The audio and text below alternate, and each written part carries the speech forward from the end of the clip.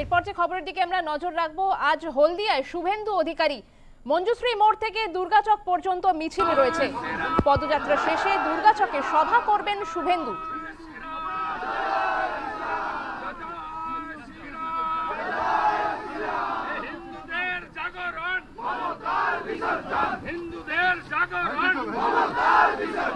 পিছিয়ে আসুন না,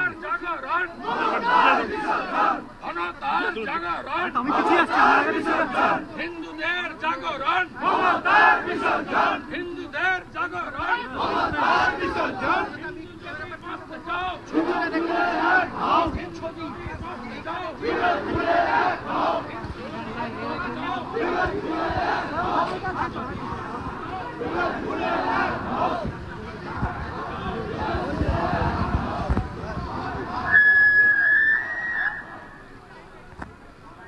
তাপসী মণ্ডলের দলত্যাগের পর ফের হলদিয়ায় আজ বিরোধী দলনেতা।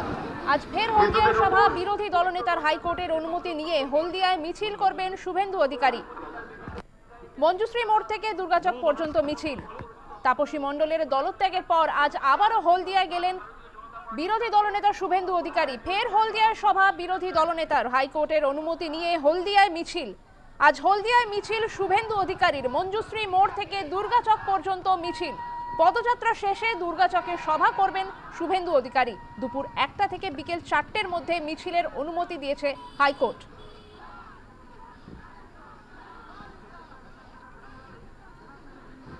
ফের হলদিয়ায় সভা বিরোধী দলনেতার। হাইকোর্টের অনুমতি নিয়ে হলদিয়ায় মিছিল শুভেন্দু অধিকারীর। আজ মঞ্জুশ্রী মোড় থেকে দুর্গাচক পর্যন্ত মিছিল রয়েছে। মিছিল শেষে দুর্গাচকে সভা করবেন বিরোধী দলনেতা শুভেন্দু অধিকারী।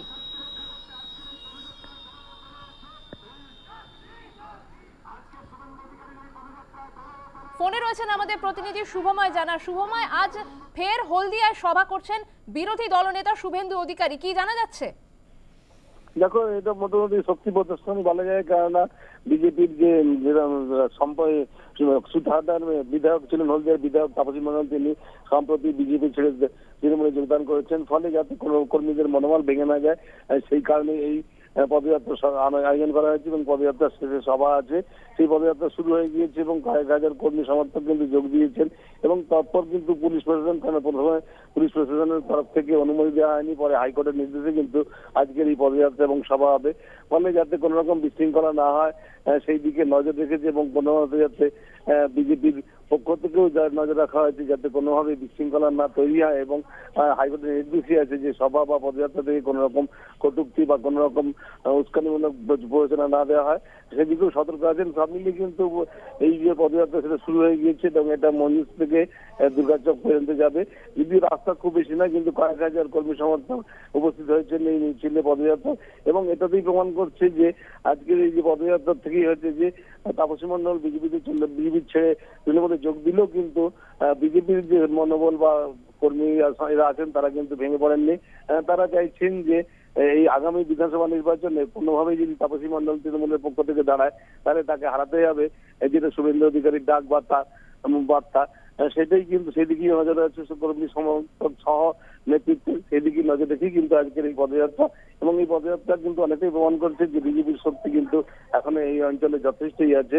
এখনো পর্যন্ত কিন্তু তাপসী মণ্ডলের পরে সেরকম বড় ধরনের ভাঙন কিন্তু বিজেপিতে দেখা যায়নি হলদিয়া এলাকায়।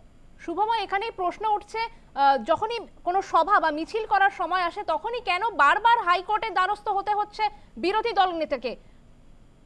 দেখো, তৃণমূলের প্রশাসন যেটা চলছে, পুলিশ প্রশাসন, সেটা কিন্তু পুরোপুরি তৃণমূলের অঙ্গুলি হেনায় চলে। ফলে কোনো মতেই চাইছে না তৃণমূল যাতে বিজেপির যে শক্তি সেটা প্রকাশ্যে আসুক বা তারা সাধারণ মানুষ দেখুক যে বিজেপির যেটা কতটা শক্তি আছে এবং কত কর্মী সমর্থক তাদের পক্ষে আছে, যার ফলেই কিন্তু এই বাধার সৃষ্টি করা হয় এবং সেই বাধা কিন্তু কোনোভাবেই তারা দিতে পারছে না, কারণ প্রশাসনের পক্ষ থেকে বাধা দিলেও অবশেষে কিন্তু হাইকোর্টের দ্বারস্থ হয়েই কিন্তু বিজেপি এই মিছিল করা বা পদযাত্রা বা সভা করার অনুমতি পাচ্ছে। ফলে বারবার বাধা দিয়েও কিন্তু তারা নিরস্ত হচ্ছে না, তারা কিন্তু প্রত্যেকটা সভাতেই কিন্তু বাধা দিচ্ছে এবং শেষকালে পরাজিত হচ্ছে এবং হাইকোর্টের নির্দেশে মেনেই তাদেরকে সভা করতে দিতে হচ্ছে, কিন্তু তবুও তারা হাল ছাড়ছে না। তৃণমূলের নির্দেশেই মোটামুটি বলে জানাচ্ছেন বিজেপি কর্তৃপক্ষ যে বিজেপি যে যাতে কোনোভাবেই রাজ্যে ক্ষমতায় না আসে সেই চেষ্টাই করে যাচ্ছেন তারা। শুভময়, কিছুদিন আগেই দেখা গিয়েছে যে তাপসী মণ্ডল তিনি দলত্যাগ করেছেন এবং আজকে বলা যেতে পারে তাপসীর গড়ে শুভেন্দু অধিকারী গিয়েছেন। সেক্ষেত্রে রাজনৈতিক উত্তাপ কতটা রয়েছে সেখানে? জানালাম যে পরিমাণ কর্মী সমর্থক ওই মিছিলে উপস্থিত হয়েছেন তার থেকে প্রমাণিত হয় যে তৃণমূল ছেড়ে তৃণমূলে যোগ দিলেও বিজেপির থেকে কিন্তু সে ধরনের কোনো প্রভাব কিন্তু এখনো পর্যন্ত বিজেপির দেখা যায়নি। এখনো পর্যন্ত কোনো রকম ভাঙন সেভাবে দেখা যায়নি। ফলে যে প্রভাব যেটা পড়েছে বলে মনে হয় না। এবং তাপসী মণ্ডল যে তিনি প্রথমে সিপিএম করতেন, সিপিএম থেকে এলাকায় বিধায়ক হয়েছিলেন, তারপরে তিনি ছেড়ে বিধায়ক যান এবং বিজেপির হয়েও তিনি বিজেপিতে বিধায়ক হয়েছেন। এখন দেখার যে পরবর্তীকালে যদি তৃণমূল তাকে এলাকার বিধায়ক হিসেবে দাঁড় করায় সেক্ষেত্রে কি ফল হয় সেটাই এখন দেখার। তবে বিজেপি কিন্তু পূর্ব মেদিনীপুর জেলায় যথেষ্ট সংগঠন বাড়িয়েছে, বিশেষ করে শুভেন্দু অধিকারীর জেলা এবং শুভেন্দু অধিকারী দীর্ঘদিন ধরেই তমলুক সহ এলাকার সাংসদ ছিলেন এবং দিব্যেন্দু এলাকার সাংসদ ছিলেন। এখন বর্তমানে সাংসদ না থাকলে অধিকারী পরিবারের কিন্তু কর্তৃত্ব অনেকটাই আছে জেলা জুড়ে। ফলে জেলার যে 16টি বিধানসভা সেক্ষেত্রে কিন্তু অনেকটাই প্রভাব আছে অধিকারী পরিবারের।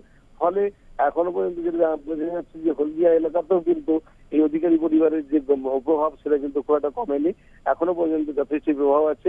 এবং আগামী নির্বাচন, 26শে নির্বাচন, সেই নির্বাচনে সেটা দেখা যাবে যে কতটা ভাঙন ধরেছে বা কতটা খর্ব হয়েছে এই অধিকারী পরিবারের। কিন্তু এখনো পর্যন্ত যেটা জানা যাচ্ছে এখনো পর্যন্ত কিন্তু পূর্ব মেদিনীপুর জুড়ে বিজেপির প্রভাব অনেকটাই ভালো আছে। অনেক ধন্যবাদ তোমাকে শুভময়। আমাদের সঙ্গে ফোনে ছিলেন প্রতিনিধি শুভময় জানা। তাপসী মণ্ডলের দলত্যাগের সেখানেই দেখা যাচ্ছে বিরোধী দলনেতা তিনি সভা করছেন। হাইকোর্টের অনুমতি মেনে হলদিয়ায় মিছিল শুভেন্দু অধিকারীর। মঞ্জুশ্রী মোড় থেকে দুর্গাচক পর্যন্ত মিছিল শেষে দুর্গাচকে সভা বিরোধী দলনেতার। 15 লক্ষ বেকার করেছেন, অভয়াকে মেরেছেন।